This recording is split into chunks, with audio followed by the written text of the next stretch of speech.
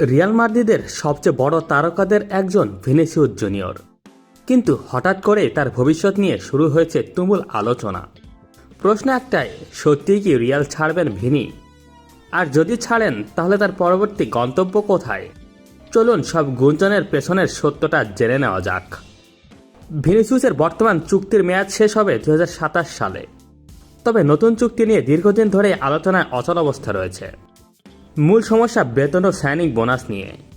Real Madrid তাদের বেতন কাঠামো ভাঙতে রাজি নয়। অন্যদিকে ভিনিসিয়াসের পক্ষ তাদের দাবি থেকে পুরোপুরি সরে আসেনি। এই কারণেই ইউরোপ জুড়ে শুরু হয়েছে নানা ট্রান্সফার গুঞ্জন। সবচেয়ে বেশি আলোচনায় রয়েছে আর্সেনাল।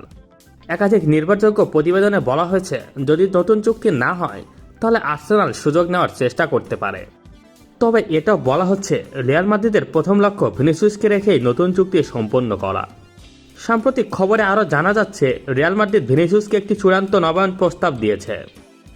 যদি তিনি সেটি গ্রহণ না করেন তাহলে ক্লাব তাকে বিক্রির বিষয়টিও বিবেচনা করতে পারে, যাতে ভবিষ্যতে ফ্রি ট্রান্সফার হারাতে না হয়। তাহলে কি সত্যি ভিনিসিয়াস রিয়াল মাদ্রিদ ছাড়ছেন? এই মুহূর্তে উত্তর হলো নিশ্চিতভাবে নয়। গুঞ্জন থাকলেও নির্ভরযোগ্য তথ্য বলছে, রিয়াল মাদ্রিদ এখনও তাকে ধরে রাখতে চায় এবং ভিনিসিয়াসও ক্লাব ছাড়ার ইচ্ছা প্রকাশ করেননি। সবচেয়ে সম্ভাব্য চিত্র হলো দুই পক্ষের মধ্যে সমঝোতা হয়ে নতুন চুক্তি হবে। তবে যদি আলোচনায় চূড়ান্ত ভাঙন ধরে তাহলে আর্সেনাল সহ কয়েকটি বড় ক্লাব তার জন্য লড়াইয়ে নামতে পারে। আপনার কি মনে হয়, ভিনিসিয়াসের ভবিষ্যৎ কোথায়?